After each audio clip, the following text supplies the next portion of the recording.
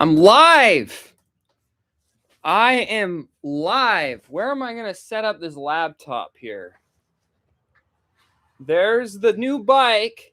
It's my wife's bike. So today, I thought I'd go live and let people watch me build up a bike. So that's what I'm doing. You're chilling with Greg on the Chillin' with Greg channel. So, yeah. Get some lights in here. Get going.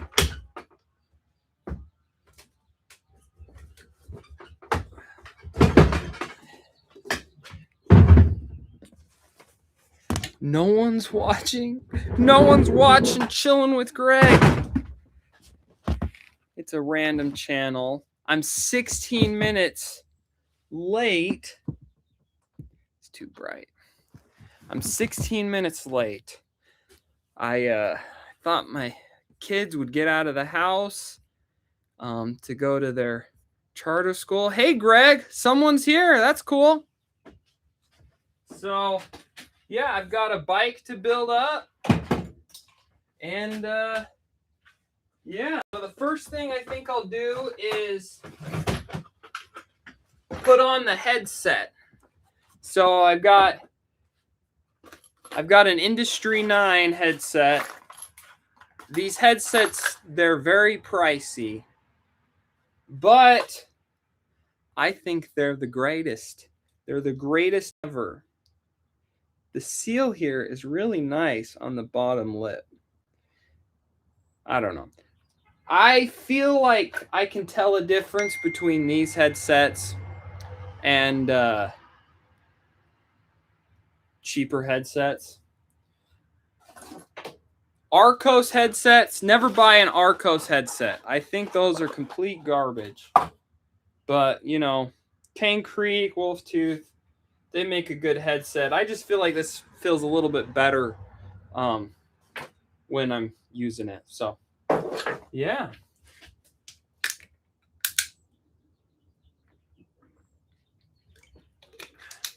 I got a customer texting me. 6 bikes in Huntsville, which is over the mountain. So I'll need to figure out a time next week that I can do that.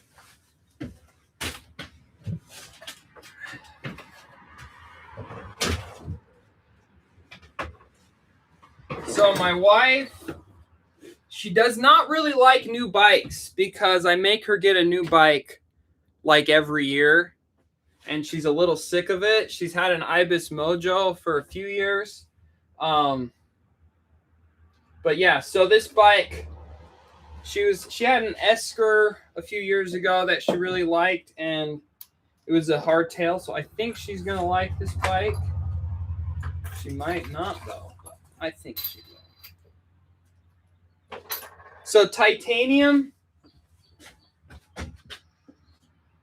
Aluminum and titanium don't play that well together. So what I do, you can buy like bike brand specific titanium prep, but all it really is you need copper anti-seize lubricant. So when I'm putting in the bottom bracket and the headset, to make sure they don't get chemically bonded permanently, I just dab this in the frame. And you can put a lot, you can put a little. I don't really pay that much attention to that. So the most frustrating part about putting on a new headset is you got to make sure the logo lines up directly in the middle of the bike head tube. It's tricky. I don't like it. It's too tricky for me.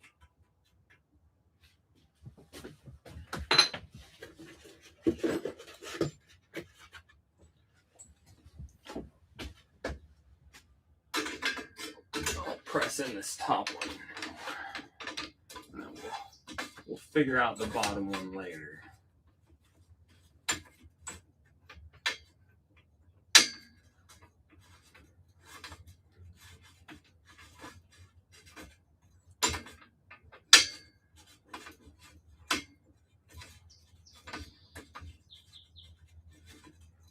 feel like I might be undoing it too much.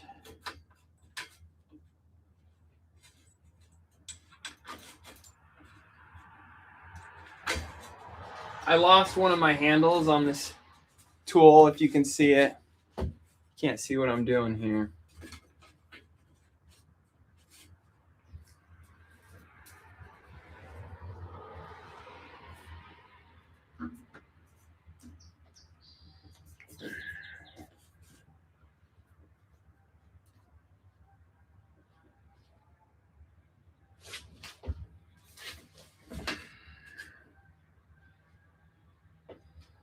I don't know about that. Everyone's gonna get mad, see I'm doing this wrong. Whatever. What's up, Greg? Wolftooth fan yourself. Yeah, Wolftooth's good. I don't know. I've had a Wolftooth headset. I feel like I don't know what it is. I just kind of like this. Maybe it's I like this headset more. I don't really have that good of a reason why, though, to be honest.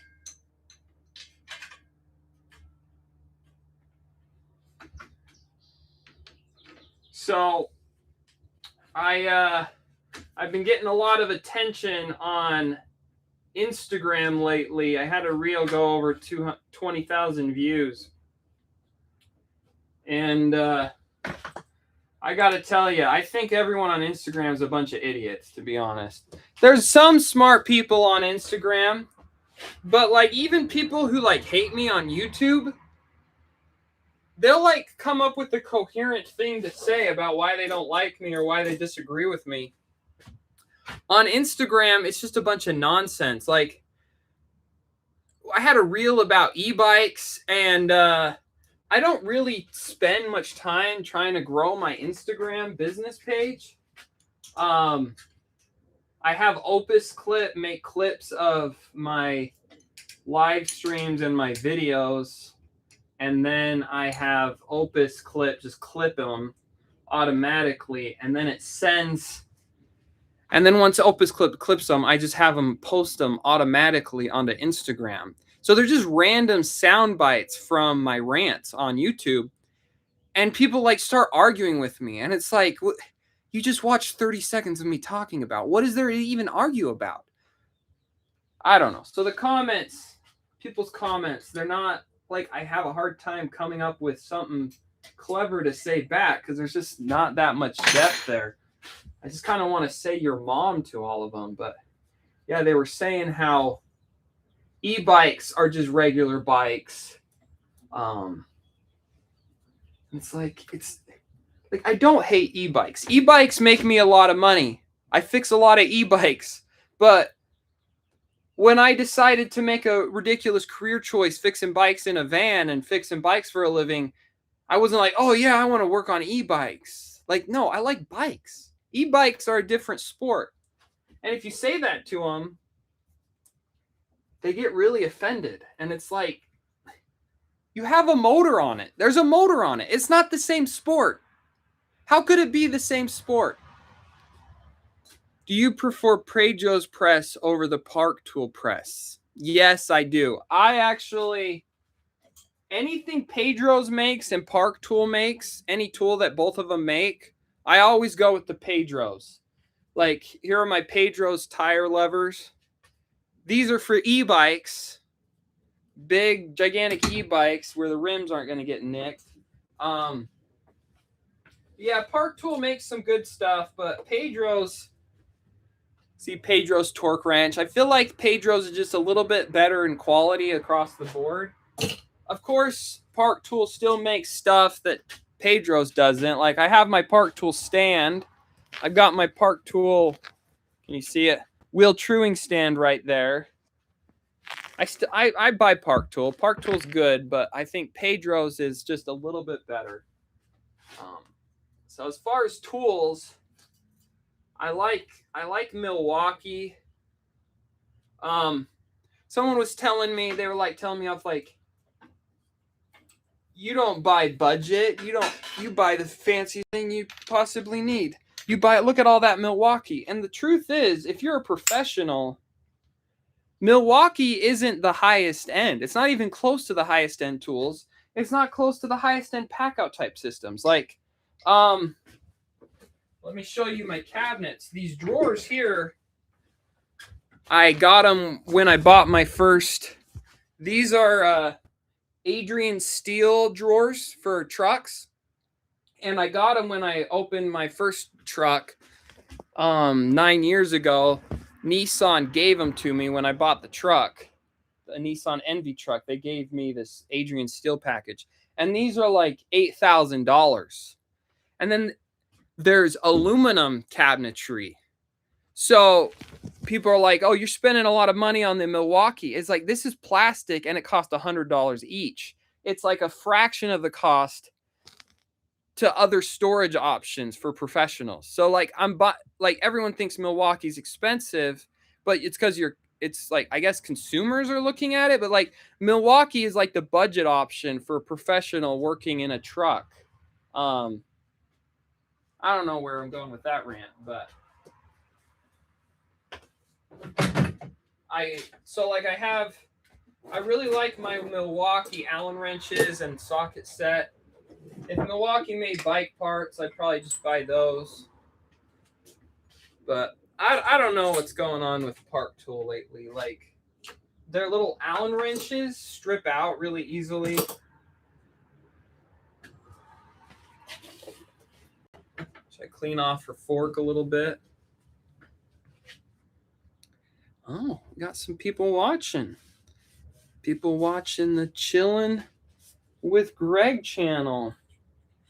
Yeah, so I did some live streams on my main channel a month or two ago, and they try to encourage live streams, but then once I would post a video, they don't do as good. So my channel doesn't do as good when I do live streams on my channel. It tanks it's called CTR, click-through rate. So to keep my click-through rate at a decent amount, so my videos get shown to people, I can't really do live streams on there. But I don't mind doing a live stream. I feel like I might be more productive at work because I have to show that I'm working. I can't just sit on my phone and argue with stupid Instagram comments. Am I being mean? Anyone have any questions about this?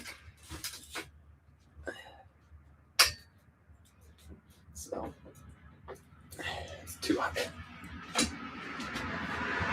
All right, so what headset spacers should I use? I've got titanium spacers. They match the bike, or should I use some black spacers?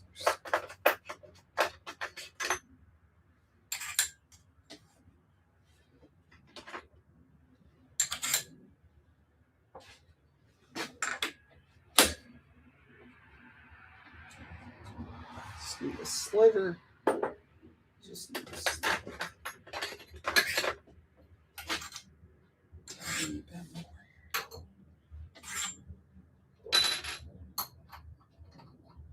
Titanium? You got it. I'm putting the titanium ones on. So these bikes it has my wife's name on it. It's Candace's bike. So I'm never going to be able to sell these bikes. I don't even know, I'm not going to be able to get my kids to ride on them when they grow into them either, because that's not my bike. That's Mom's bike. It's got her name on it. So these will be forever bikes, I think. Just out of resale is going to be low because it's got my name on it.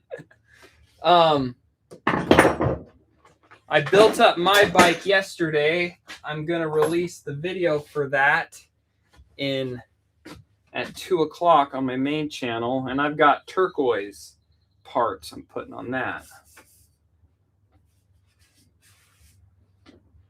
But yeah, I'll just throw the handlebars on here.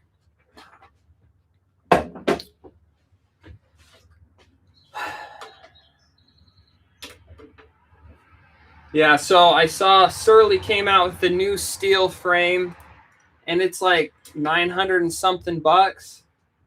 But this titanium frame that is custom, like this, everything on it's custom. The two yokes on here, the UDH, the brake size mount I wanted, the cabling type mounts I wanted. I have rack mounts. This cost me 50 extra bucks because we might want to go backpacking as a family, you know, overnight backpacking on a. So I got that just in case. All this was like $1,000 shipped. And it's titanium, so it rides better than steel. Some guy on Instagram, he was saying, titanium hardtail, that's like the most niche bike possible. And like, it's niche in terms of interest. Like, a lot of people aren't interested in titanium hardtails, but it's not a niche bike. Like, it does everything great. It's a cross-country bike. It's a trail bike. Once I got my titanium hardtail, my first one from Tris Titanium, like 4 months ago. I haven't ridden my Ibis full suspension. I would have ridden my fat bike, but I only rode my fat bike once this year because it never snowed. You found a frame builder on Ali that seemed reputable. I'm not saying it's impossible, but why wouldn't that company market themselves elsewhere like other reputable companies? Because the market sucks right now and they're slow. I don't know. I'm pretty sure this Tris Titanium company on AliExpress, I'm pretty sure they make frames for a bunch of people. I don't think they're like, so I think it's like a manufacturer that's just looking for extra business. There is junk on AliExpress, but there is nice stuff. There is weirdo, crappy titanium frames on AliExpress, and I've seen people, when I was thinking of, so buying a titanium frame off AliExpress for me is a little scary. So I first ordered their titanium handlebars last year, and those came in and they seemed fine. And then I had them custom make a titanium fork, boost rigid fork, and that seemed fine. So then I ordered the frame. I ordered one frame. I have some videos about that. And then I ordered these two frames, and the shipping was a tiny bit cheaper because I ordered two frames at once and they shipped them together. But yeah, I don't know. When the market's slow, I think just any manufacturer's just trying to get frames made.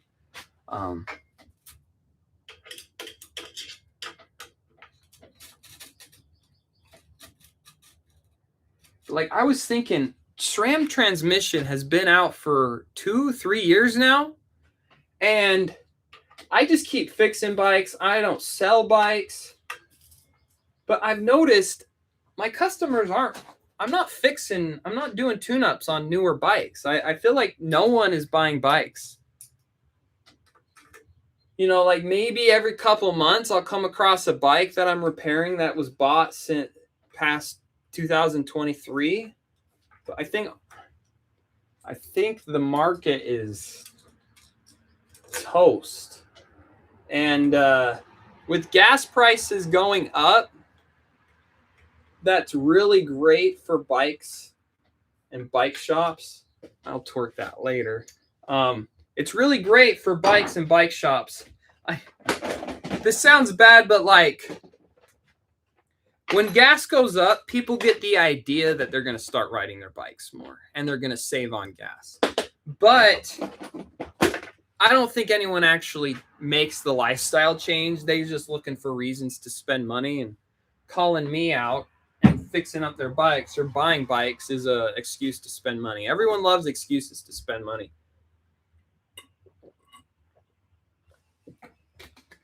just like, I could be wrong, but I think gas would need to go over like $9 a gallon before people are willing to walk or ride a bike somewhere versus driving. Like it really has to cut into that they can't pay for it. Because I don't think most people make financial decisions based on what's good for them or smart. I think they make financial decisions based on like some brainwashing that they got sold to buy something, or they literally can't afford it anymore. So I think gas would have to go up to, $300 a month you're spending on gas, and you don't have any money in your bank account to buy any more gas. So then you have to start riding your bike. I don't think people are going to start riding their bikes until they have to start riding their bikes. And I think for a lot of people that would be around $8 to $9 a gallon. So, but they're going to start calling me at $5 to $6 a gallon, and they're going to be like, I need to save on gas. And it's like, okay, I'll fix your bike. You're not going to start riding your bike until it's $8 a gallon, though. I know it.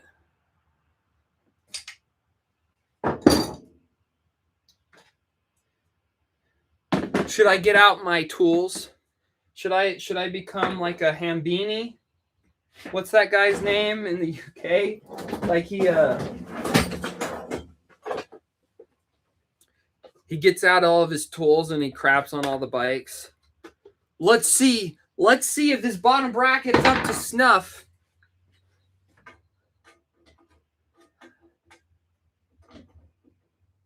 Oh, this is a lot of garbage. I don't know. There's so much obsession with like bottom bracket tolerances, and like they're like threaded bottom brackets still use Pressfit bottom brackets because you press in the bearing into this bottom bracket, and it's like, yes, I press it into this one, not the frame one, so the frame stays in good shape. That's what I do. I don't like Pressfit bottom brackets.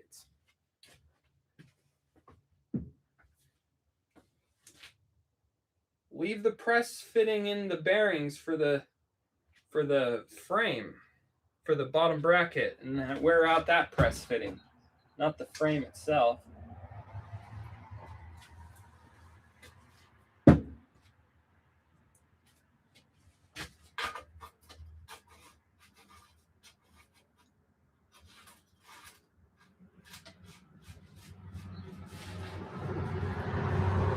We got some people watching. Has anyone got any questions? I think I'm going to start. I'm going to have a Greg hotline, and you can call me for like $10. I'll answer whatever questions you want. If you're looking at buying a bike online, I'll go online and surf the internet with you.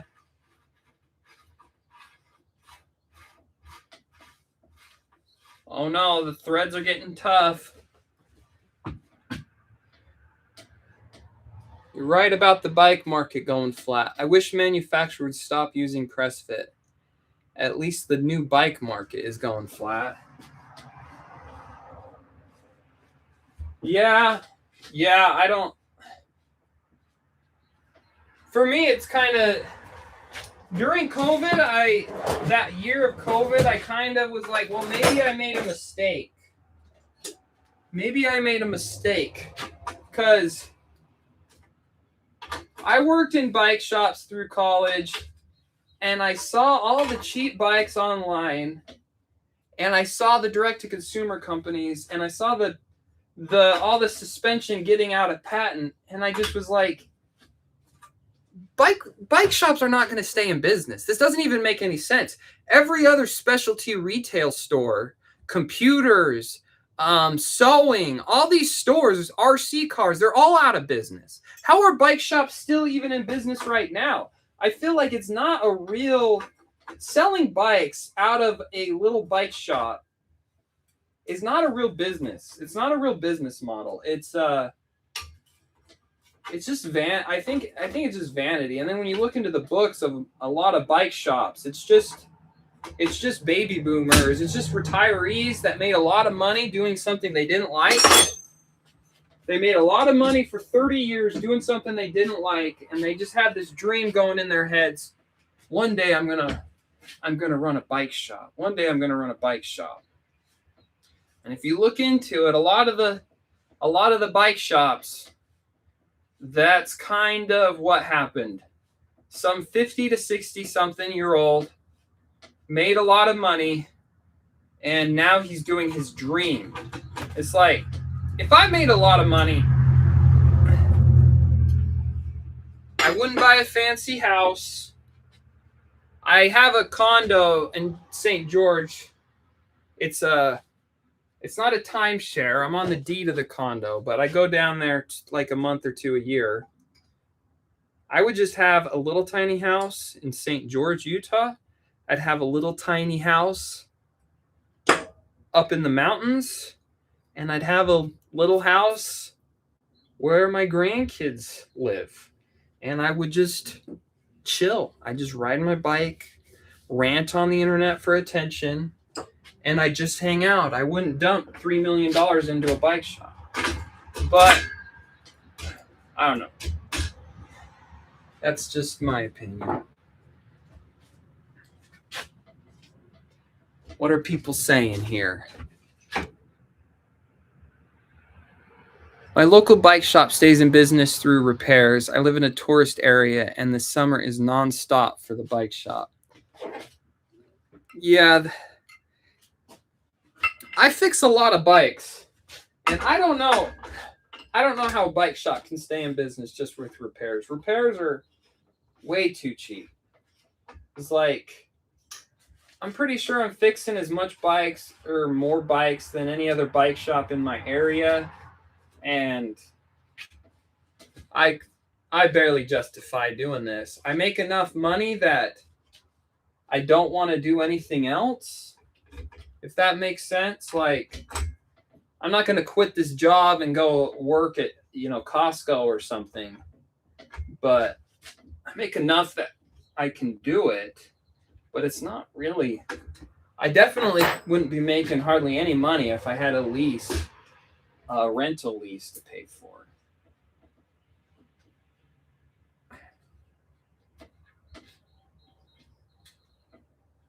It's like, all I know how to do is run my mouth, rage bait people, and fix bikes. Not that talented.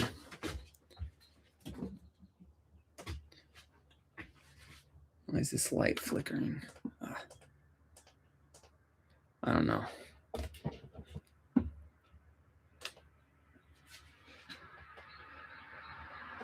As I sit here doing my 9 to 5, you're doing it right. I don't think I'm doing it right.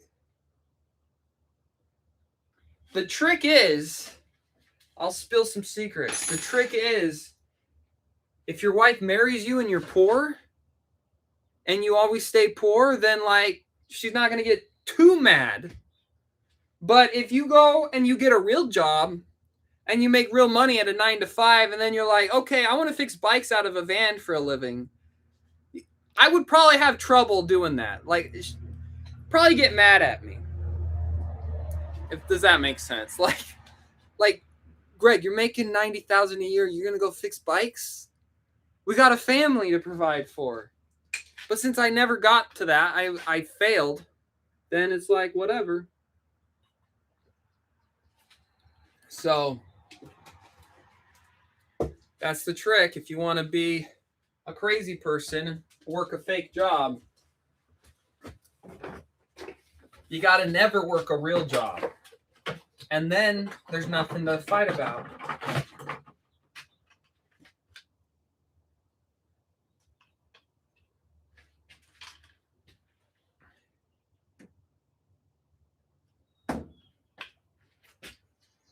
When I first started my channel, for a few months, my wife would watch my videos. And when I first made my channel, before I had, thousands of views, I was just getting 100 views. I'd walk into the house after working, and my wife would just be playing my videos on her phone. She's like, well, every view counts, right? And I'm like, you don't need to do that. That's not going to do anything.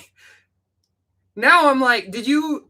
Then I bring up to her videos, and I don't think she's watched a video of mine in like 2 months. She's like, I'm busy. I'm like, I didn't say this to her, but I was like, well, you were busy when we're always busy. We got a 4-year-old and a 5-year-old.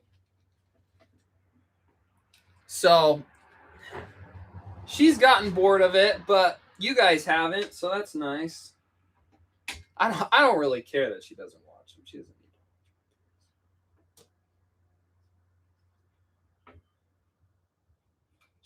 We've been married 10 years. She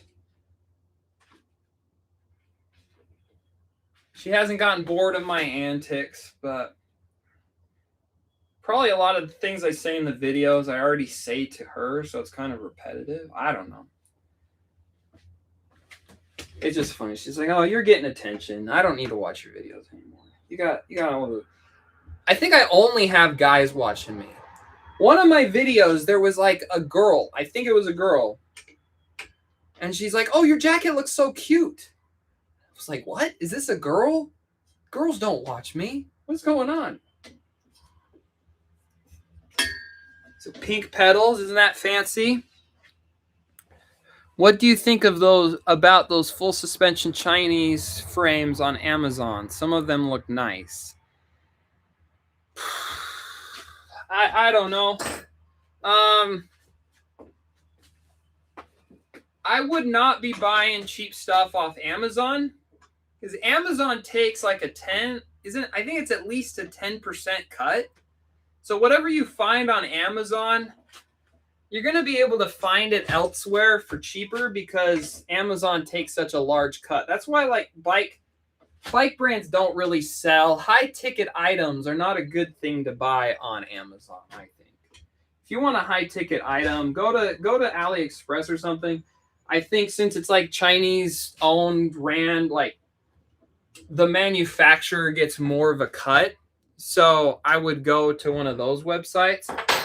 The other thing about getting a Chinese carbon frame that's full suspension, it depends on how long you're planning on keeping it. If you're going to keep it for years and years, I wouldn't do that, because all those pivot points are going to need service. You know, the suspension bolts themselves can strip out, and a lot of it's proprietary. So I've seen they're like, the cheapest is like $800. You can find deals for full suspension carbon frames locally. I don't think the value is there to get a full suspension no name. I don't know, but there was some open mold frames. They kind of looked like Scott's, and there was a brand called Heller that just copied the open molds.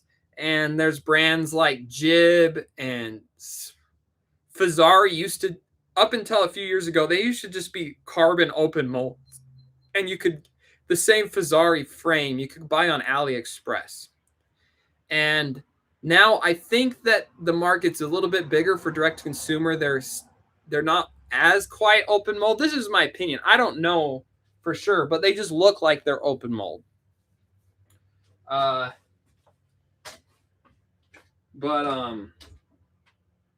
Yeah, I would just find a closeout or a takeoff if you want a carbon frame, full suspension.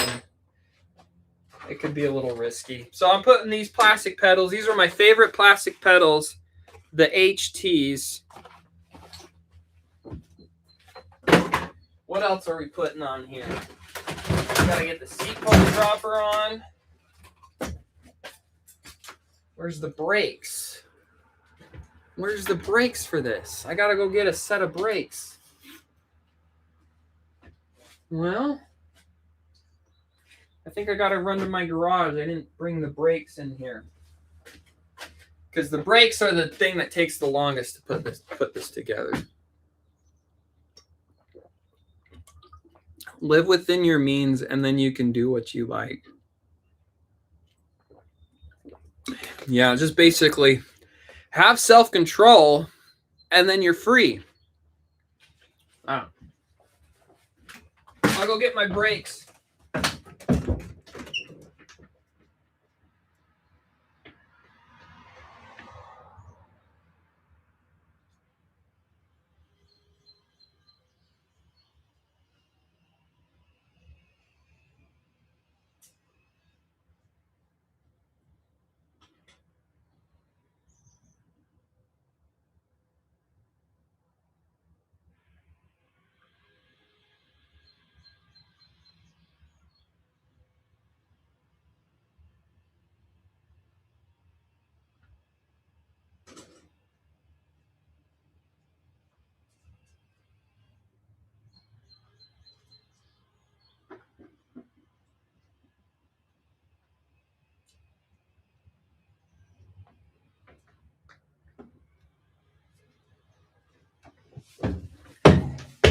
All right, I got the brakes.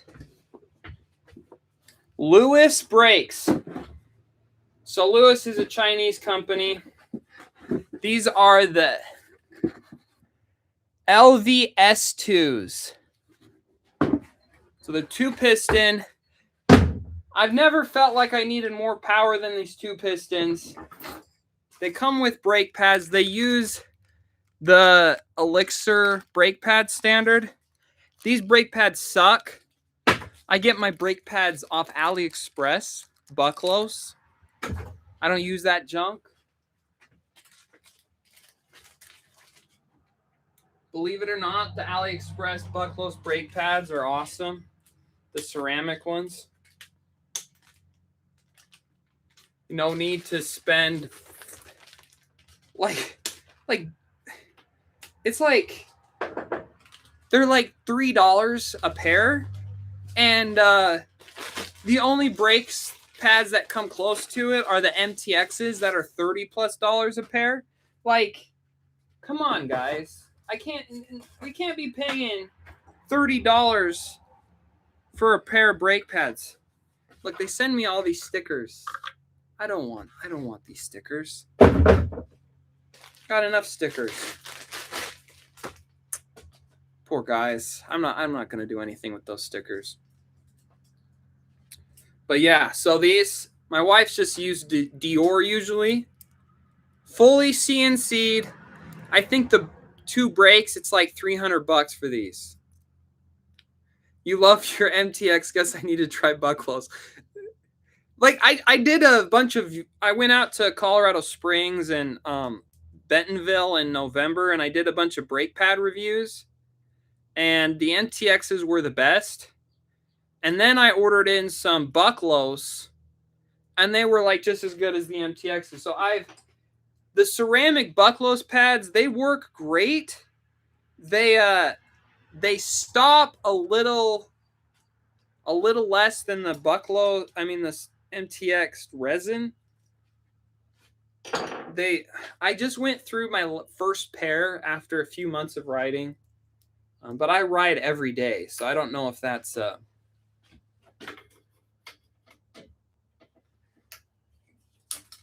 but so I got like carpal tunnel and these Lewis brakes. The reason why I have them on all my bikes is they're the lightest lever action that I can find. I think it has to do with like the linkages. It's the lightest amount that I have to pull to stop these brakes. Oh, there's my dad, Hal Smith, chilling in Houston airport, watching Greg. He's watching his boy as he sits in the airport.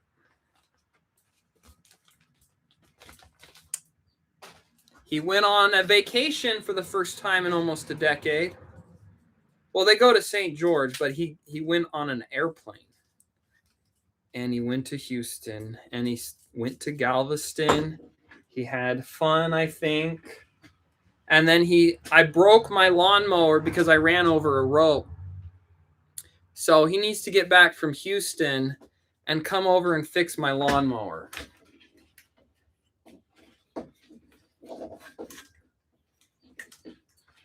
I think. Is that all right? Fix my lawnmower? Last piece of pink I have for this bike, grips. These are bike yoke grips. And she's got a bike yoke seat post dropper lever. And I would have done the one-up grips, but she's got little hands, so I think these were a better option. Are they right and left? Does it matter?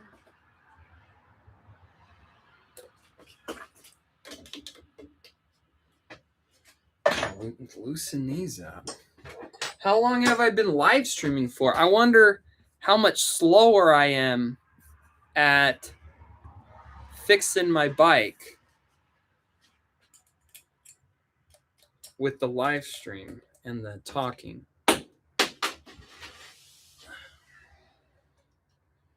Too slow.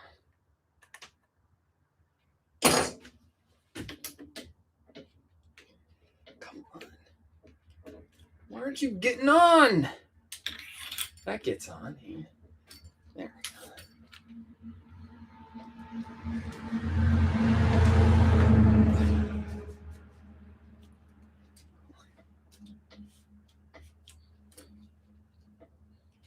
Is that how they want me to?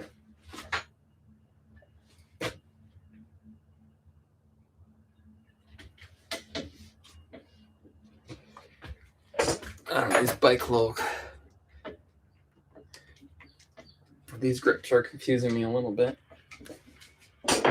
They've got like a rubber to cover the clamp spot.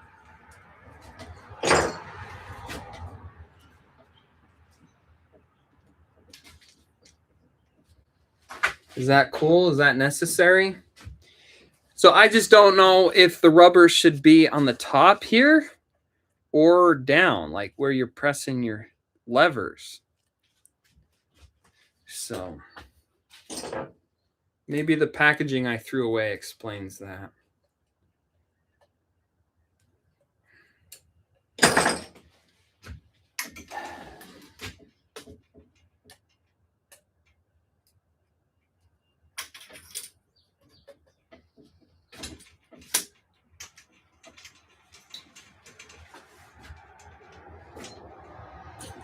Where is my Torx? I don't need this anymore. This way.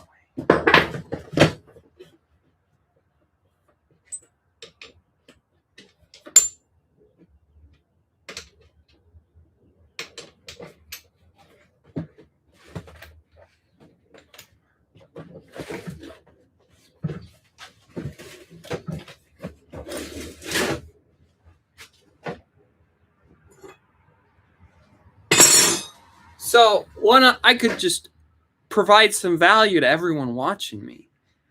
I buy these at Costco. I buy like 100 of them. And there's like people use chain pigs and like chain cleaner things. I don't have time to set up a chain pig to clean people's chains. I just super lubricate the chain and then I wipe it down for like 30 seconds. And that gets the chain pretty clean. So I first use the towel to wipe and clean frames off. And then once it gets a little dirty, then it moves to being the chain wiping towel. And then once this is so dirty, I hate touching it because my hand gets like black, I throw away this towel. And people are like, oh, that's wasteful. It's wasteful. It's like, it's work. It's what happens. It's what you got to do. I could waste paper towels. I don't know how much the towels wouldn't work as good. So I'd have to go through more towels. Like, I don't know what's more wasteful. And that's what I do. Using a chain pig and wasting my time seems wasteful.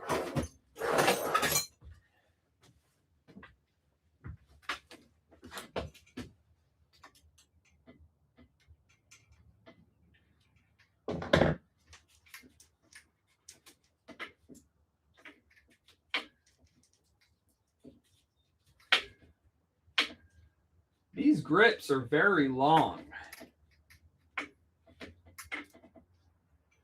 very long grips. That's probably a good thing.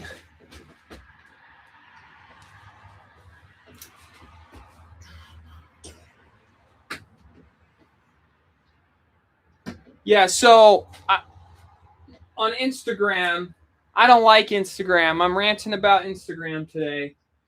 Three people told me that I'm drunk.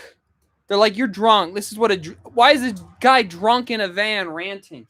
And it's like, I'm not drunk. I don't even drink. They can't handle a guy exercising his free will. Like, I'm exercising my free will, saying whatever I feel like. They're like, what is this guy saying whatever he feels like in the camera? He's got to be inebriated to be this crazy. It's like, no, I'm not inebriated. I'm just crazy. So deal with it. It's for your entertainment. Have fun with it.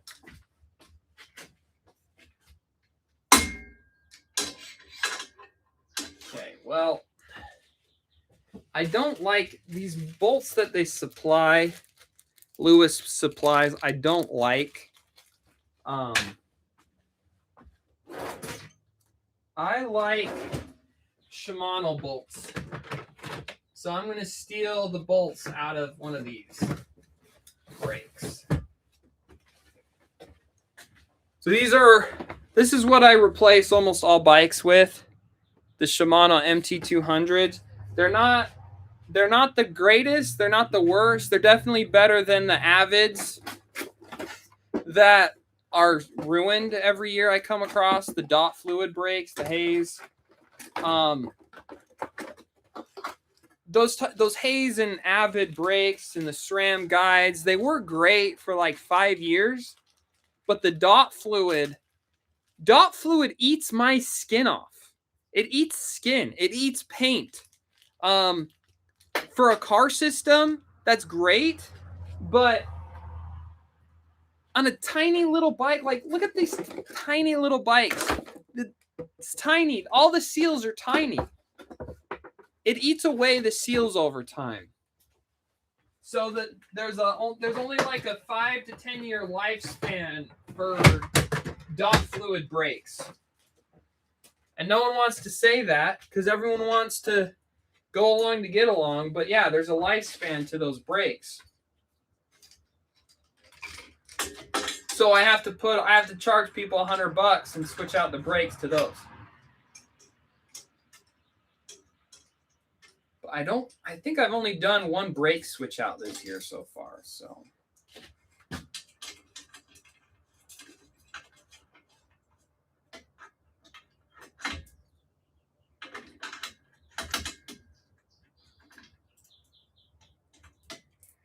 This has Loctite on it. Should I be putting the anti-seize on these bolts too? It's getting threaded straight into the frame. Why should I like this post mount versus that IS mount standard? Like when the frames used to just have 2 holes and then you bolt in the brake adapter into that, isn't that more likely like a less failure point? Like these threads on this frame could go out. But I've seen it happen on bikes. I've never seen it happen on one of my bikes.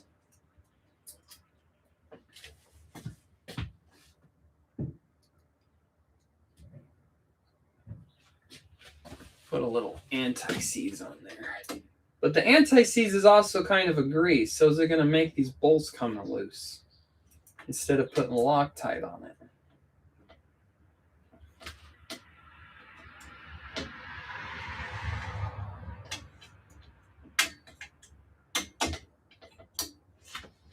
Okay.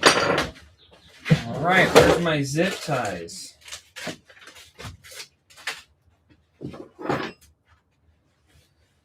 I wonder how much money they've bike industry spent on trying to monetize zip ties. Like, could they make something that they can charge $1 a tie for? Because, you know, they're losing a lot of money with everyone using zip ties for everything. How do you monetize that?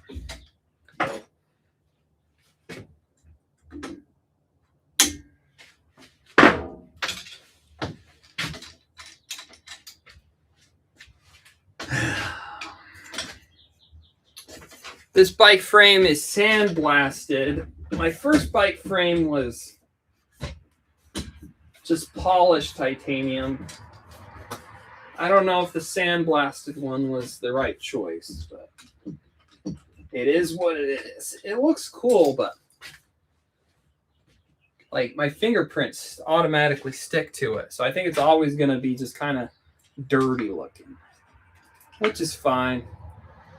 People who clean their bikes too much, they need to take a chill pill, because the over cleaning and over washing of your bike actually ruins it. You get too much water in there and it starts corroding it. So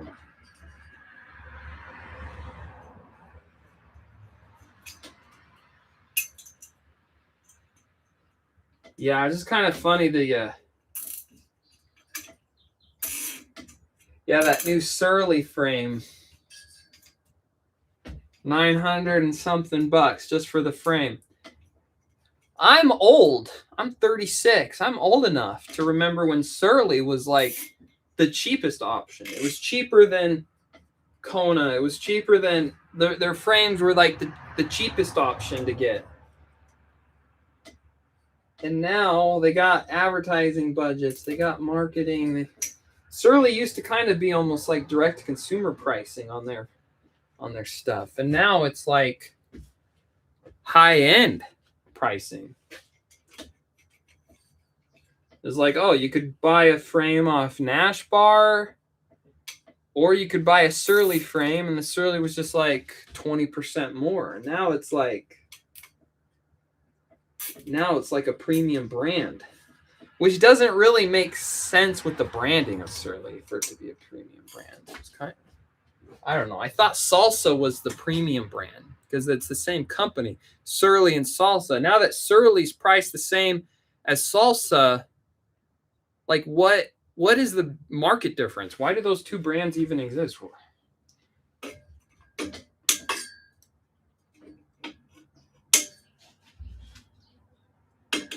Surly was like broke shop rat, getting paid $9 an hour minimum wage at the bike shop, would buy a Surly bike. And they were surly because they were grumpy bike mechanics. They didn't get paid anything. I don't know.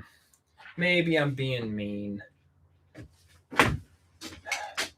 So these brakes, the worst thing about these brakes is trimming the brake lines. Absolutely sucks. I'm gonna lower this down.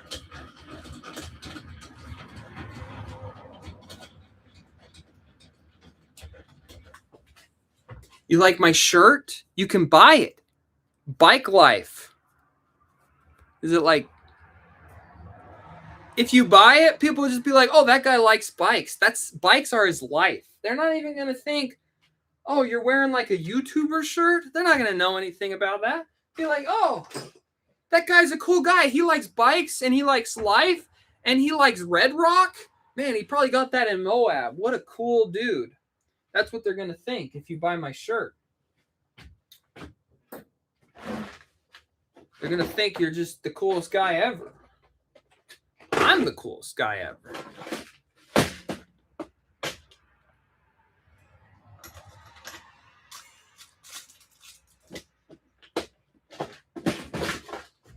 I want to use.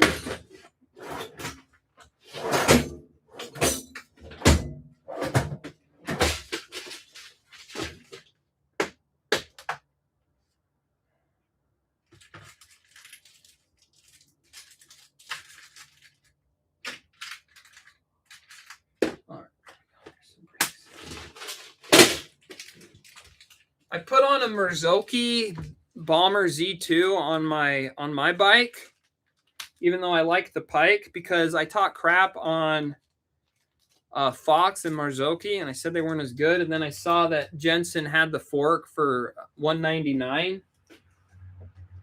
So I was like, okay, fine, I'll try it. But the brake pad mount is set up for a 160. And it's like, why is there brake mounts at 160? Like 180 is the standard now. That's ridiculous. So like you have to spend the extra weight and buy the adapter.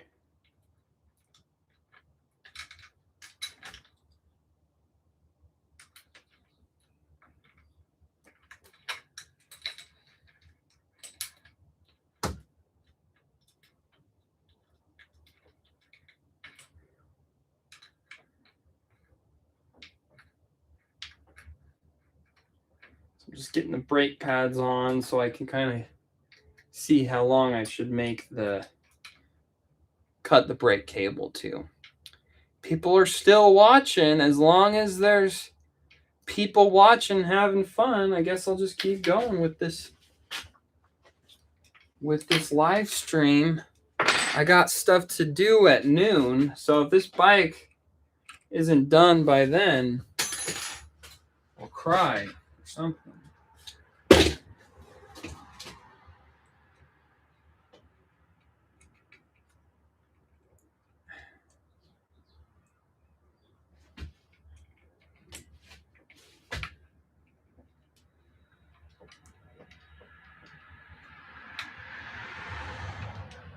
I live on a somewhat busy street,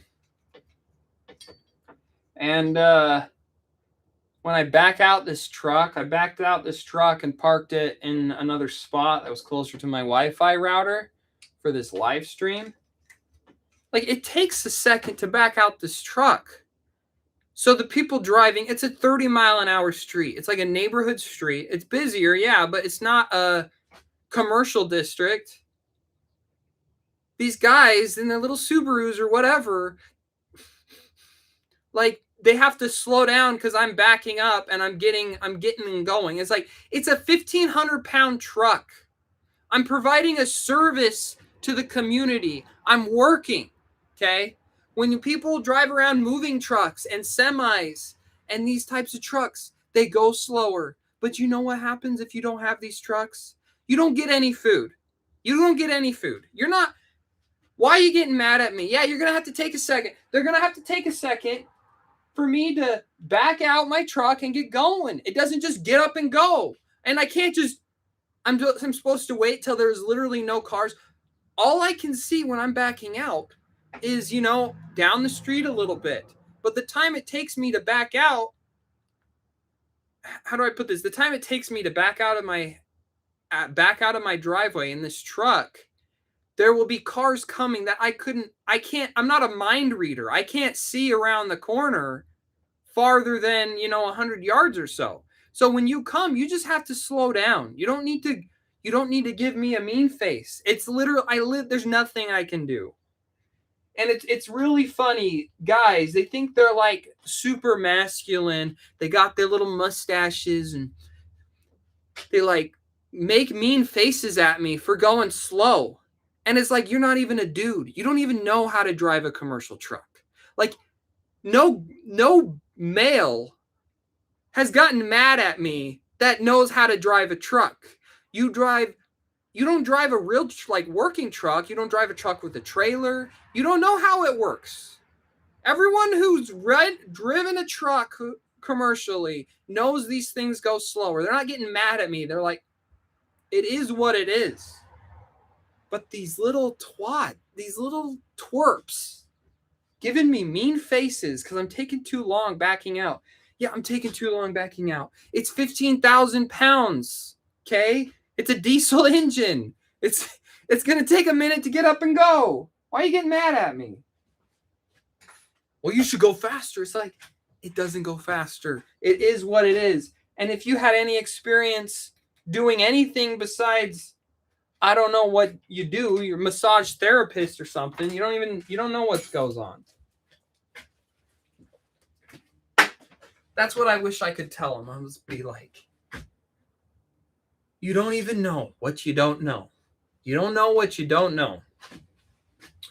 And you getting mad shows that you're not really as tough as you think you are, because you wouldn't be getting mad at me if you knew how trucks work.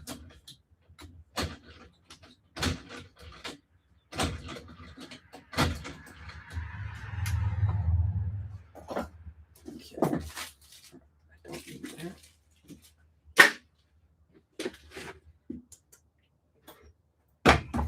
Okay. I need my brake stuff. I need this.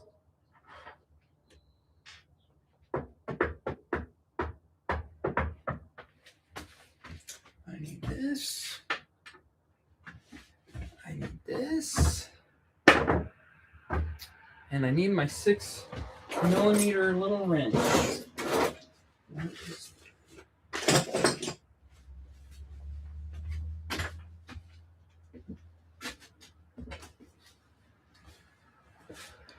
Anyone have any other questions?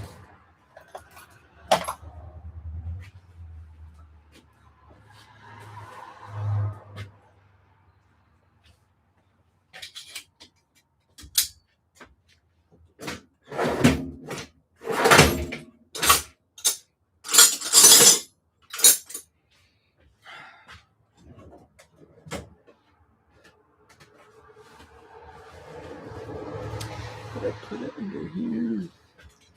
Did I put it over there?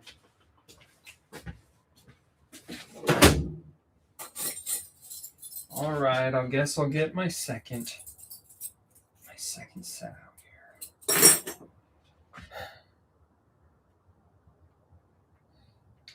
I put on the grip. I got to take the grip back off. I wasn't supposed to put this on yet.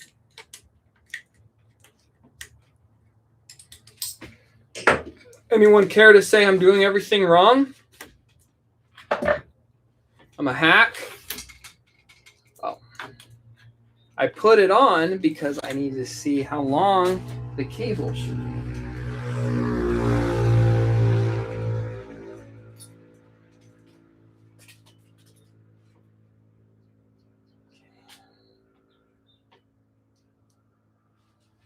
So I kind of wrap the bar around, and if I wrap it all the way around, will it have stress on the cable line?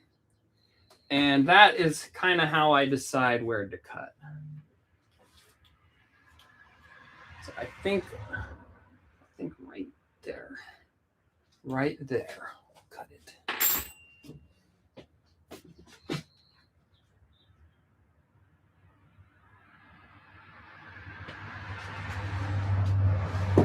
I'm thirsty.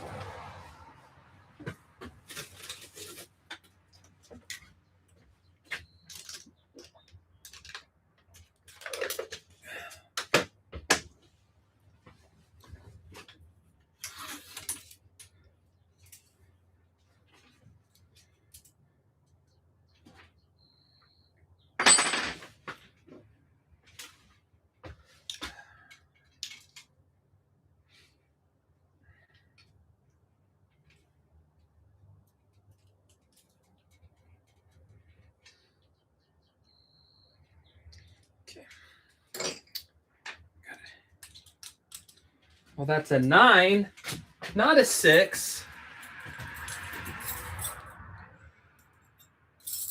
I hope I have another 6. Maybe that's what I lost. It is. It is what I lost. Okay, I gotta find that.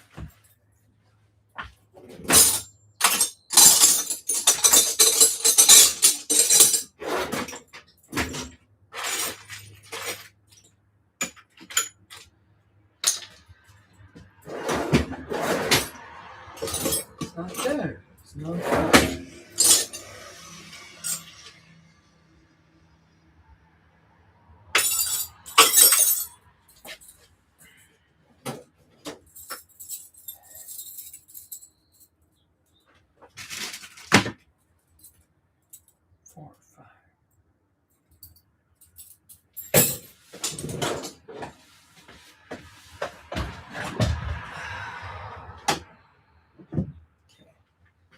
need any more of this.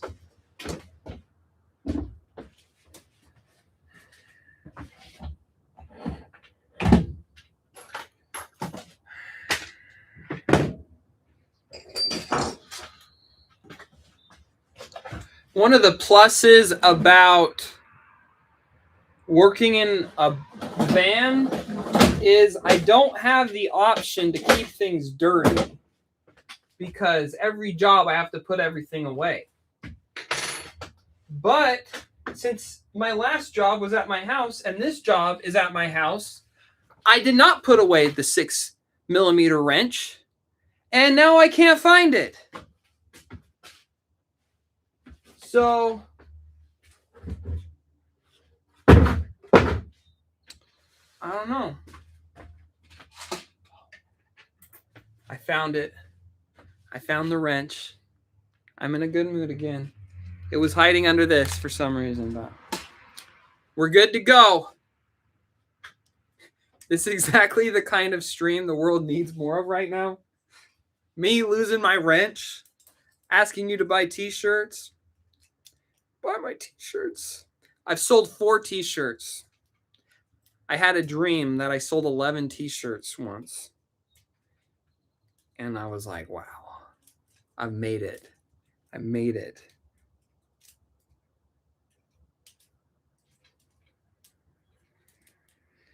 So they use like it doesn't use like a olive like most brakes does. They're reusable. It's such a pain to put this on and off. So you got to unscrew it. See?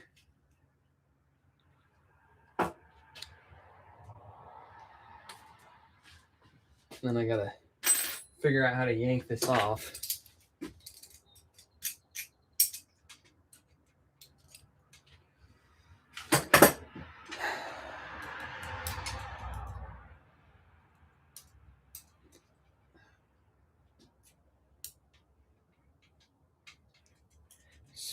There we go.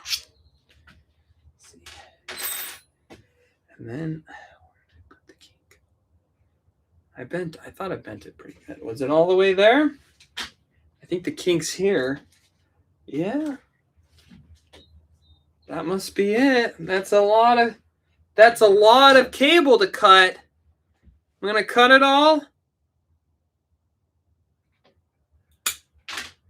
Let's hope I was right. Put this over here. Oh man. So I kind of stick that in. So it takes a lot of effort to get this into this. So I don't know if this is good for the brake. Maybe I'll send this to Lewis Brakes, but I kind of weaken the housing, just make it more flexible. I just smash the housing down a little bit. And then that makes it kind of go in easier, but it still is difficult.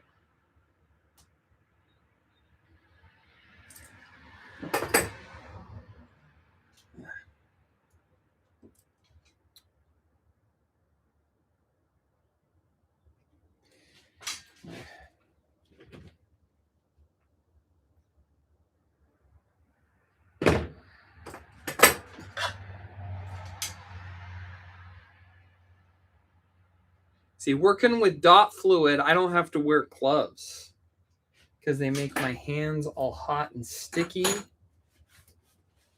I can just spray.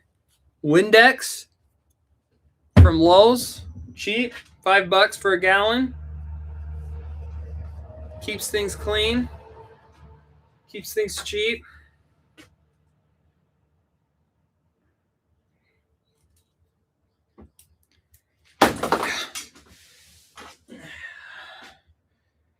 I told you I hated doing this.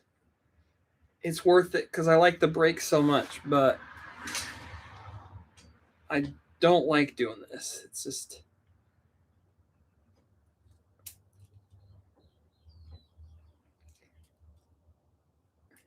It just is a little. It's not even catching.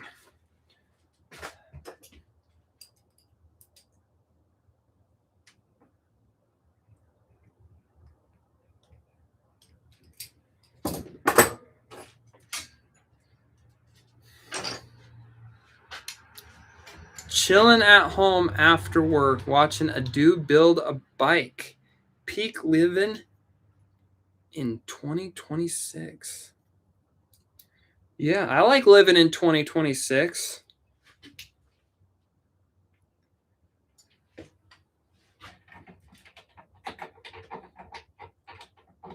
I like YouTube a lot. You know, I think YouTube viewers who have the attention span to watch a YouTube video, they're like the top. They're the top of society.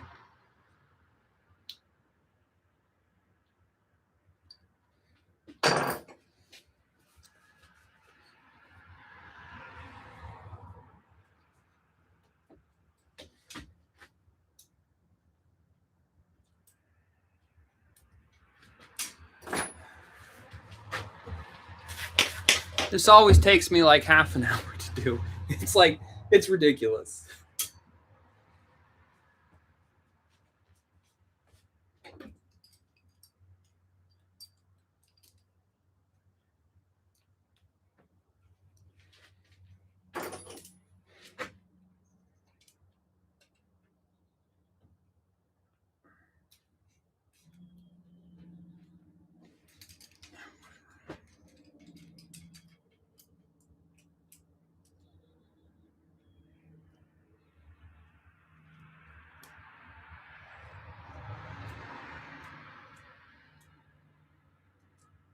All right, it's going in.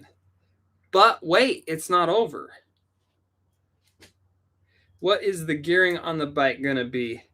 It's just going to be the SRAM Eagle 11 to 52. And then right now she's got like a 26 front chainring tooth.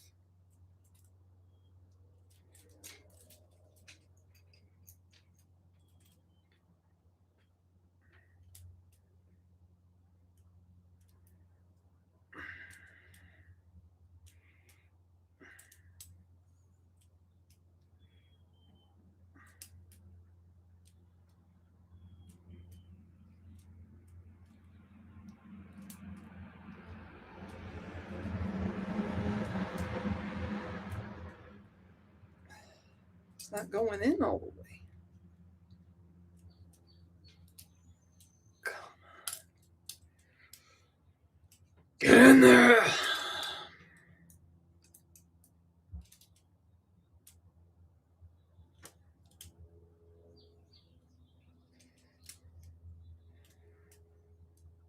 I could probably up the gearing. I ordered, out of curiosity, I ordered the Adventon MX drivetrain that uses an XD SRAM driver. It seemed like it was a 11 to 50 tooth, so it had a good enough gear range. And I think it's lighter than the SRAM transmission, so it might be a pretty cool bike. I don't know what bike I'm going to try it out on, or if I'll just keep it in stock to sell it to someone.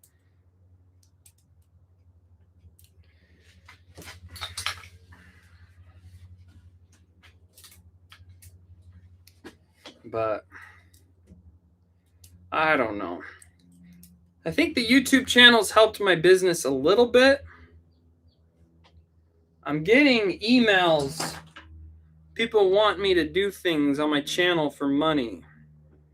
And I feel like there's thousands of like bicycle YouTubers out there. And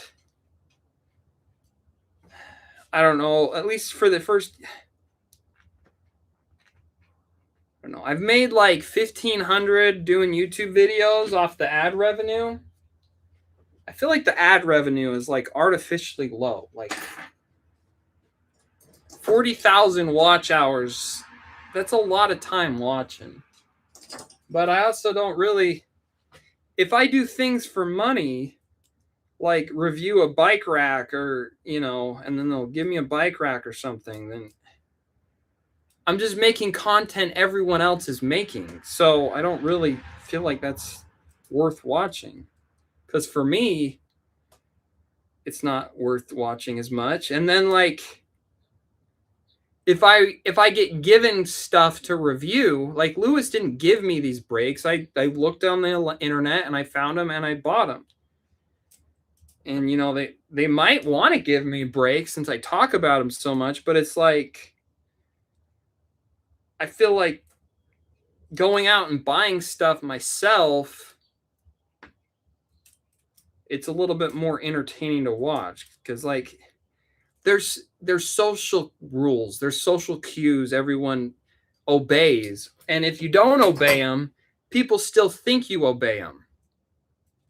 So like if Tris Titanium gave me this bike and they're like, just be honest, give it a good review, like if I wanted to crap on the bike, maybe I would feel a little bad, but even if I don't, everyone else is not going to really believe if I really like the bike. Like, well, it was a gift. You got it given to you. You say you're not biased about it, but aren't you a little biased when someone gives you something to like it more?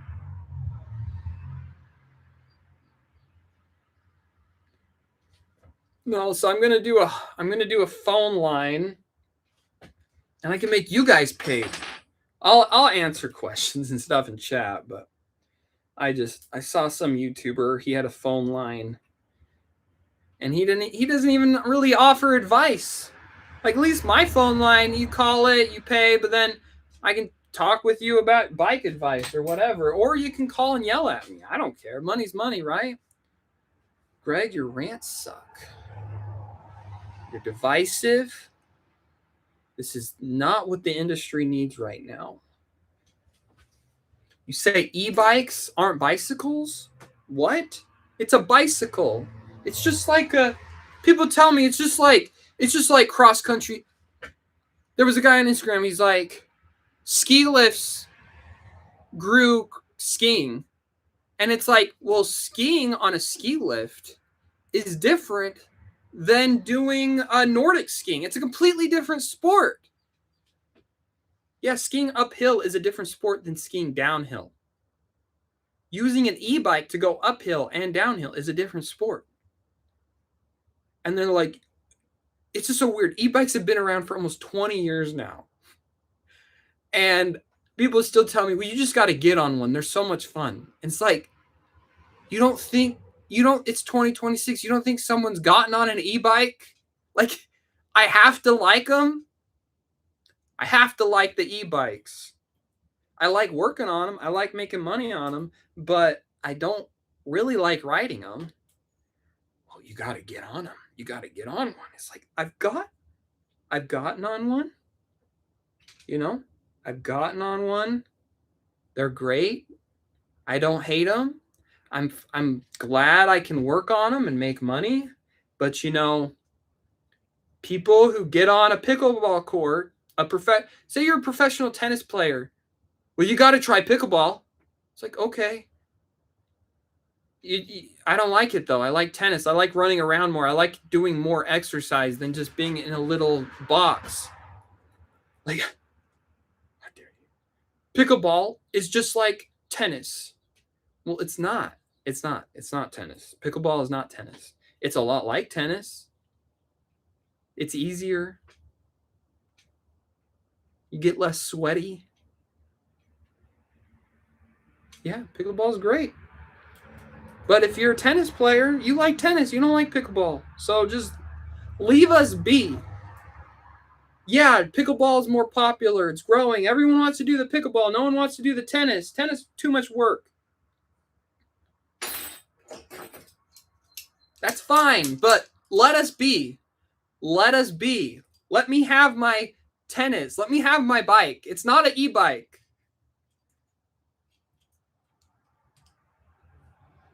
It's like you show up to the tennis court and there's people with pickleball paddles like, we're going to play pickleball with you. It's like, I'm playing tennis. I don't know. E-bikes are a ton of fun, but I still prefer me power. Yeah. Yeah, I like so what's funny is the industry is trying to like walk back 10 years of marketing. So like I see kids all day. They're not Surons, they're like cheaper versions of Surons now, and they're only like $1,200. And I see kids all day going up and down my street on them. Those kids call those e-bikes. They don't call them e-motos. They are e-bikes. It's like a Band-Aids, Band-Aids, adhesive strips, safety strips or whatever. What's the generic term? Band-Aid. Where am I going with this? E-motos are e-bikes. The public vernacular has been settled. If it has an electronic motor on it, it is an e-bike. It's not, you could say legally, oh, no, that's an e-moto. This is an e-bike, and this is a class 2 e-bike, and this is class 3 e-bike. The public doesn't care about the industry's wording. The public has decided anything electric with a motor is an e-bike. So that's that. See, now it doesn't want to get all the way into the top.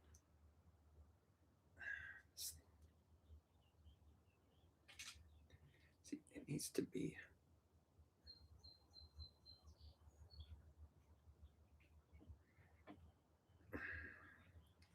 I smack it with a hammer.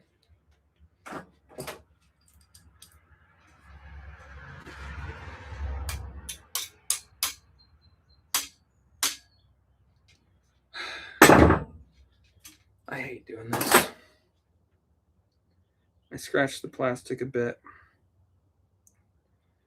If this was a customer's bike, I don't think I would want to install these on a customer's bike. I would say installation of the Lewis brakes is $200. But it's my wife's bike. It's my bike. So I'll do this work. But this is not a profit. Installing these would not be very profitable because this is such a hassle.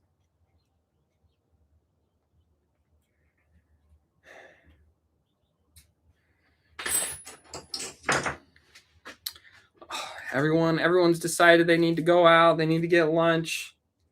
I've had enough of Greg. It's been over an hour. Now he's making fun of e-bikes. He's being a jerk. No, but I would like to buy one of the e-bikes. The e-motos is what the industry calls them. Just the throttle, little zippy things. Those would be fun.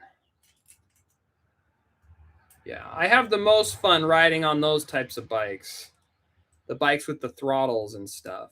Than the Bosch and Yamaha e-mountain bikes. I feel like those are a bit boring. It's like, it removes my body.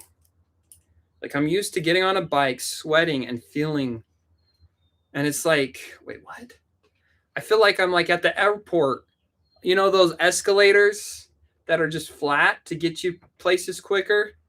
I feel like I'm just kind of experiencing that. Like I'm a little bit detached from reality when I'm on an e-bike, e-mountain bike. Like, oh, someone on Instagram, they made a funny comment. They said, I think it's done. I think it's on. They said, well, what did they say? I forgot what they said. I remembered it. Now it flew from my memory here.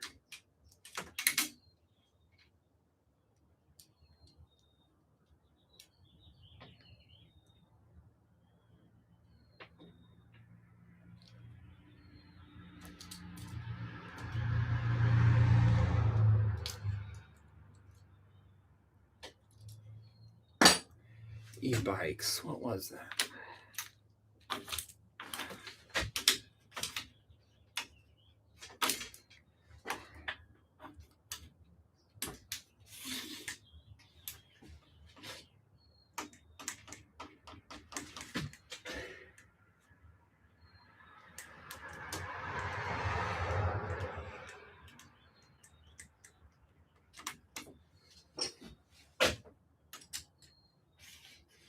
What did they say on Instagram that was funny?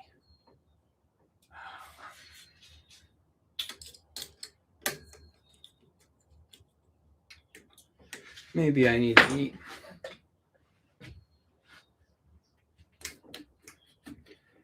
My dad came in. He said he was watching. Then he doesn't make any more comments. He probably got on his flight.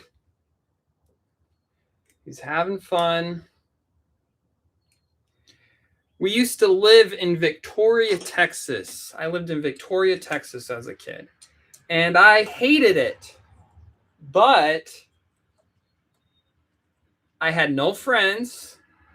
I mean, I had like 2 friends. I didn't have any friends. I was chubby. I was sad. So every day I would get on my dad wouldn't buy me a fancy bike. He made me buy a Toys R Us Rolls Royce Union orange like BMX bike. And he made me mow lawns to pay for it. And I would just ride that bike all through the neighborhood for like 2 hours every night. And that's where I got obsessed with biking because I had nothing else to do.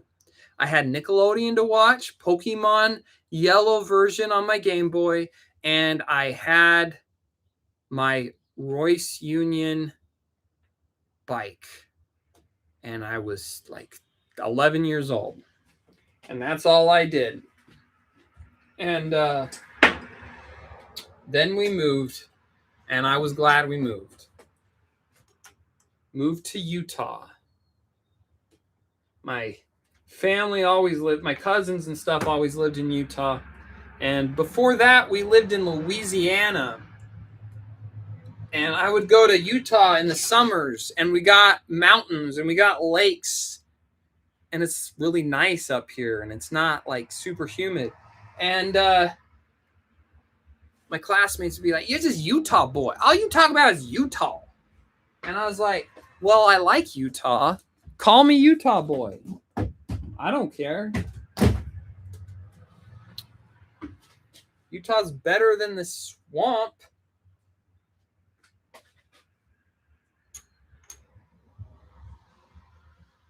I also lived in Oklahoma as a kid. Everyone in Oklahoma is really nice. I like my in-laws live in Bentonville area, and I like to visit them. I only visit them in the fall, though, or the winter. I don't know if I want Lyme disease in the summer. I'm a little scared of going out there when the ticks are out.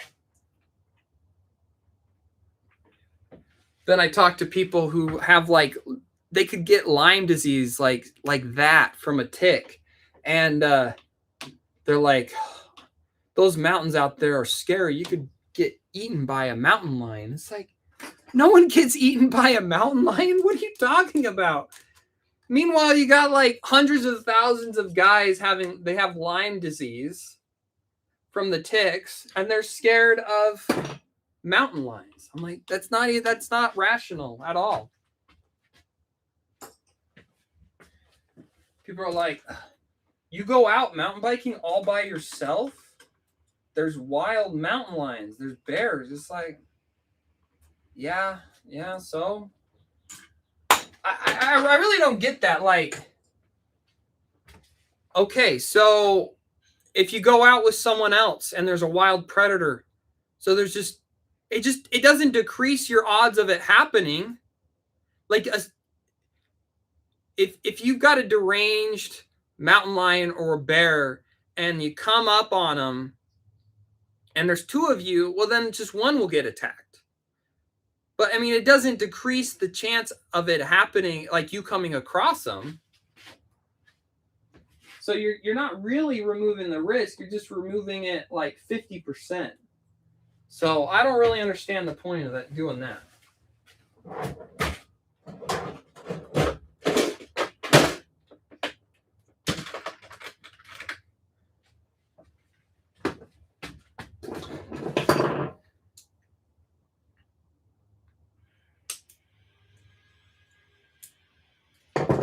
Well, the break is in.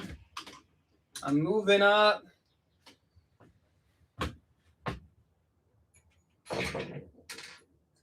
We're getting going. The brake is the most annoying part of this build, so I think I'll be done by noon.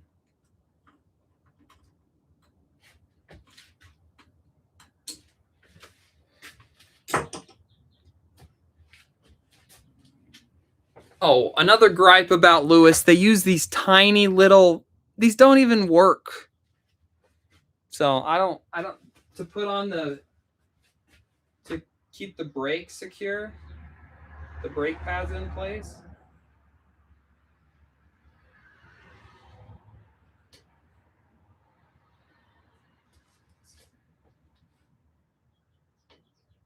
Kind of weird. I don't understand how they even work.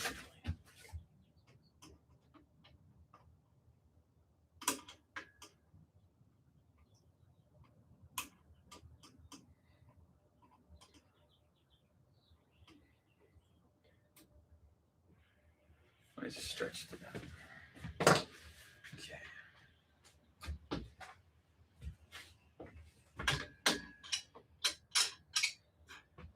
So this is my new Park Tool brake caliper spanner.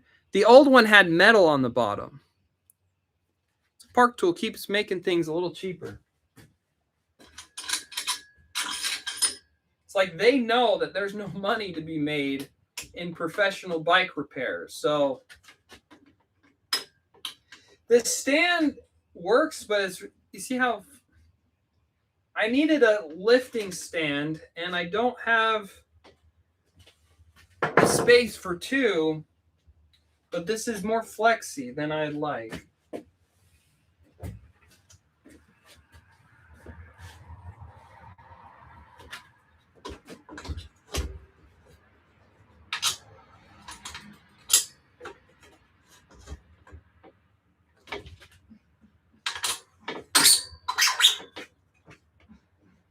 Oh, I need to get the seat post in there.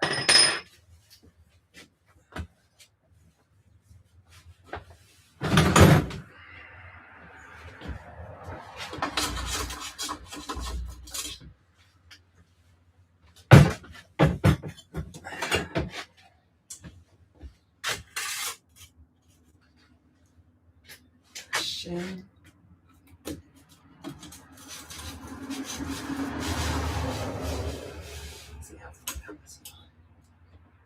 I hope that's good enough.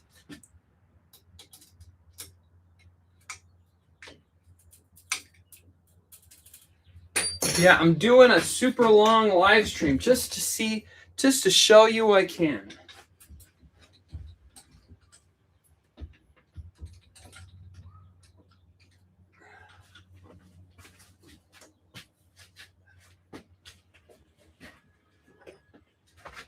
See the tris frame, it uses just a standard UDH, normal stuff here.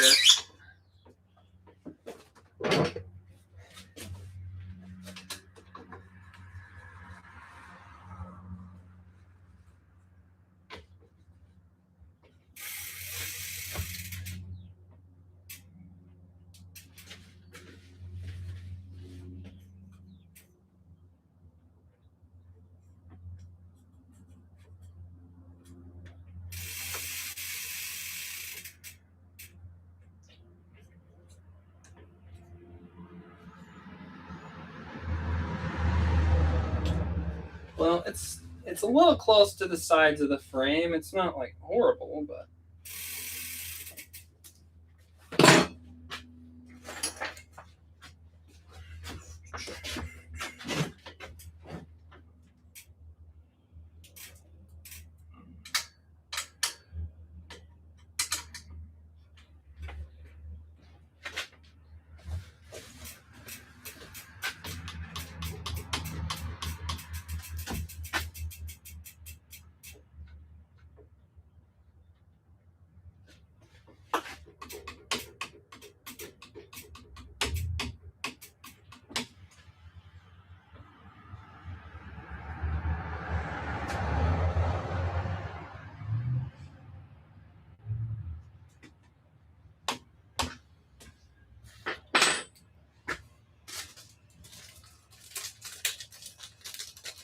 Well, to the 3 guys sticking around, thanks for watching.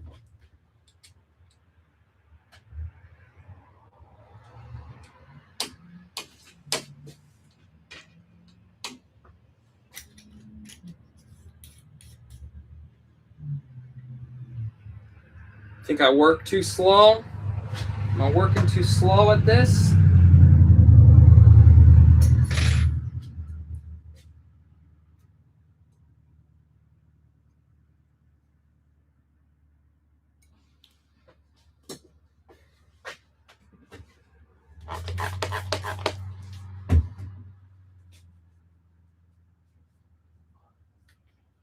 I think my wife and kids will get back around 3 o'clock, and the bike will definitely be done by then.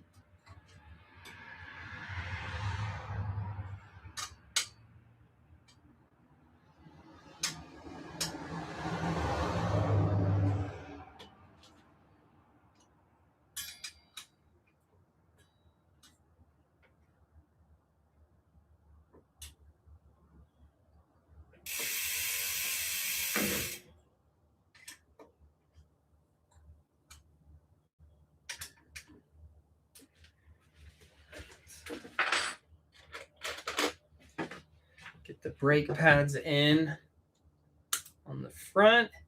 Get the front wheel on. Get the shifting put in. And then get the seat post dropper put in. And then it'll be done. So, maybe I should make a video about this. The bike industry hates bike mechanics. I made a video about that a while ago. And they hate them even more. So they're negotiating for tariffs, I heard. They're negotiating to lower tariffs. And their solution is to make more American jobs. We'll import all bike parts. And we're going to have American employees assemble all the bikes. Even though nothing's made here, they're going to do the assembly. And it's like, you see how long this takes to assemble a bike from scratch? Good luck finding people that will do that for the pay that you are wanting to pay them. I don't think you're going to find anyone willing to do that for the pay that you'll pay them. Oh, well, I think maybe it's just like they'll sell them to the bike shops for the same price. And then they think that there's so many people out there that are running bike shops that aren't real business people. They'll be like, oh, we get a $50 credit if we assemble the bike. You're raising our wholesale price, our wholesale margin by $50. Wow, what a good deal. What a good deal that'll be. No, it's not. It's not a good deal.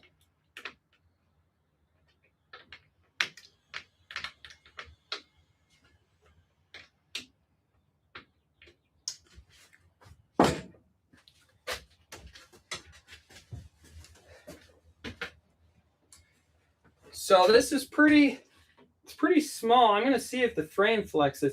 I have a set of 26-inch boost wheels that might do better on this bike than the 27.5 boost wheels.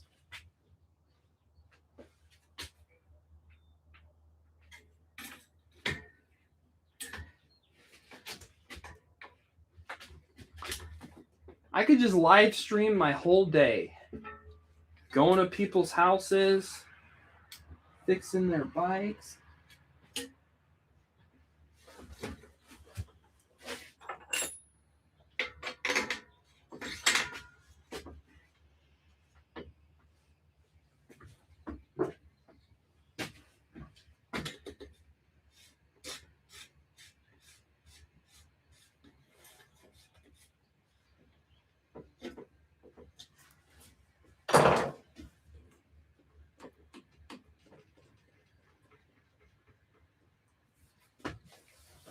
Is it looking pretty? Is it looking pretty cute? I don't know. So get this brake adjusted. I think I'll finish hanging the parts on this bike, and then I'm gonna go in and get me a snack.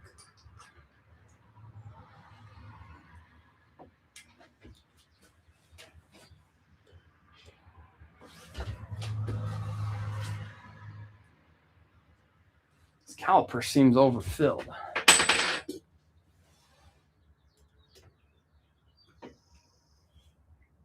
Let's see.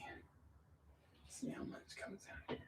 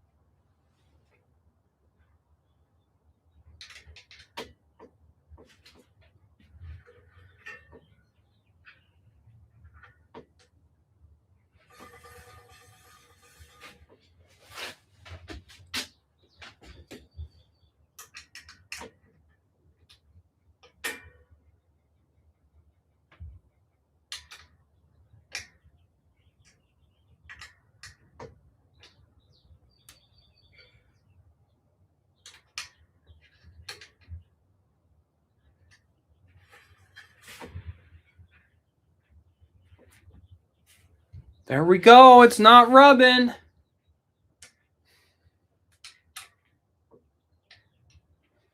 Not rubbing.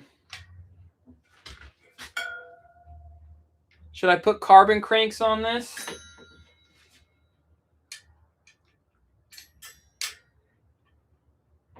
Yeah, my wife, she likes to ride bikes. I know she likes to ride bikes because she owned 2 bikes. She owned a road bike and a mountain bike on our first date. So she bought them before she knew me. So then I know that she likes to bike. One time I had a girlfriend in college.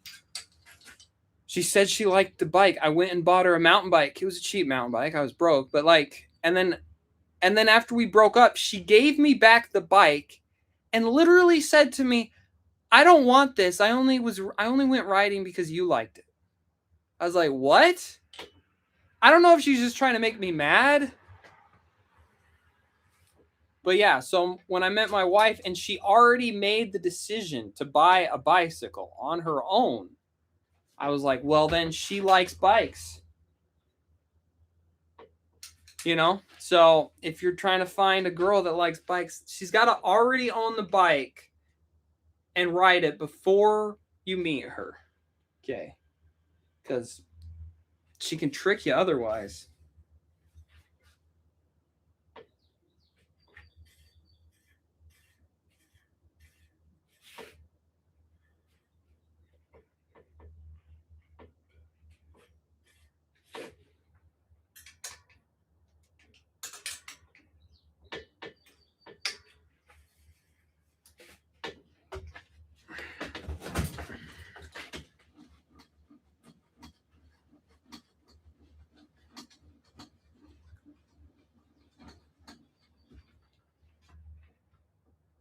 I didn't even want a bike. I was just doing this for you.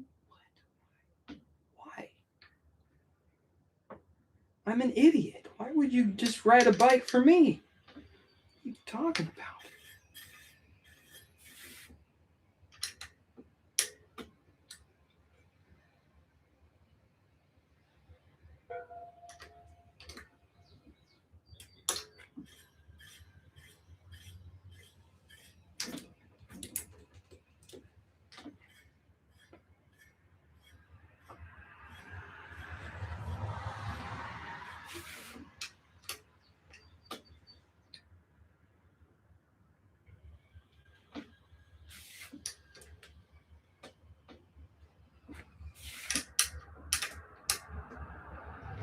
All right.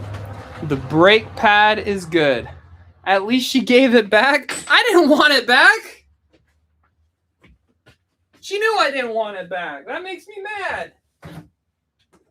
It was just like a $100, $50 bike from the thrift shop.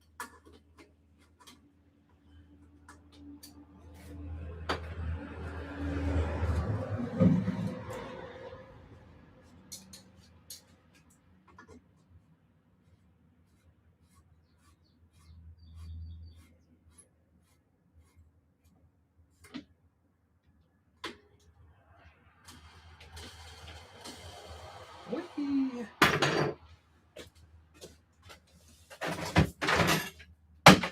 Okay, this is the old chain. These are the XX1 chains. They should be good. I'm gonna check.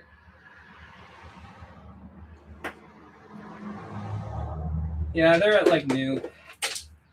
It's always funny. People think I lie to them when I tell them their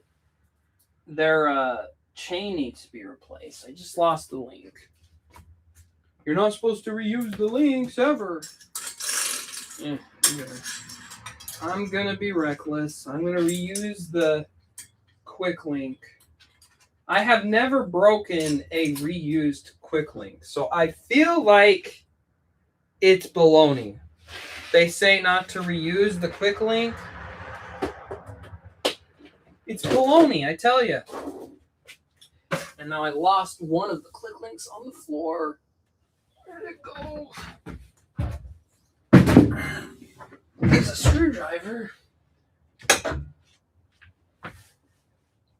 I heard it fling. I found it.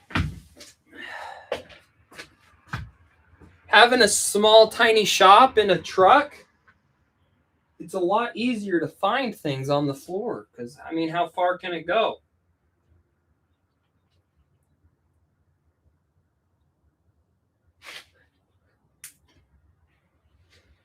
Okay, that's it. That's it. It's assembled. I mean, yeah, it's missing the housing for the seat post dropper and the derailleur. But I've been live streaming for 2 hours now, so give me a break. What do you think? I think it looks pretty good. Should I get it out of the stand?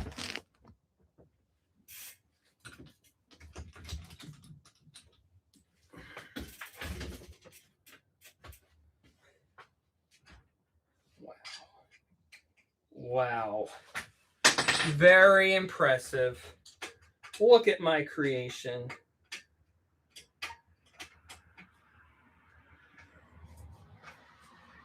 She's going to say, you made a bike just for me? Just for me? No, she's going to be like, are you going to be done switching out my bikes for a while? I'm a little sick of it. Thanks. She really enjoyed the first like 3 bikes I got her. And now she's kind of over it. She's like, so I'm just going to stand on it and see if the seat post height, if I'm going to need to get a shorter seat post on it. I can kind of, the seat post might work. Yeah. It's definitely smaller than my bike.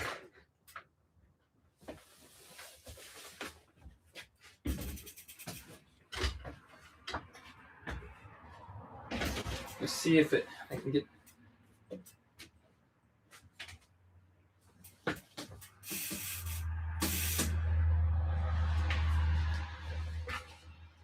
So, kind of getting lost in translation because I made 2 bike frames from them. I requested that I had a max tire width of a 2.8 on my old frame, and I said I wanted a 2.6 max tire width because I wanted the frame back here. Let's see. I wanted the frame to be farther away from the crank right there on the lower chainstay. And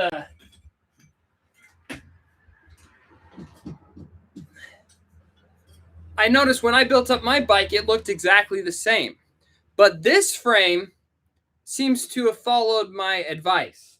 So somewhere lost in the translation, this frame is the frame width this way, the chain stays, is how I asked.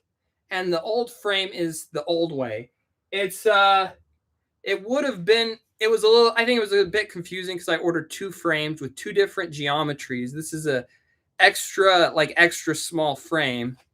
And the other one is just kind of like a small frame. So, but I'm happy with them.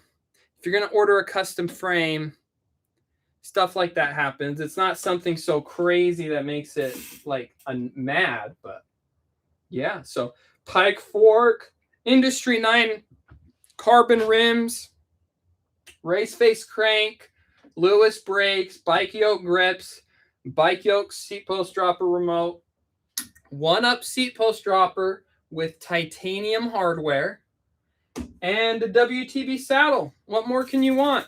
Oh, I also love these Honcho Travail tires. I need to make a video around about this. I am very tired of tire manufacturers changing their tires and discontinuing things.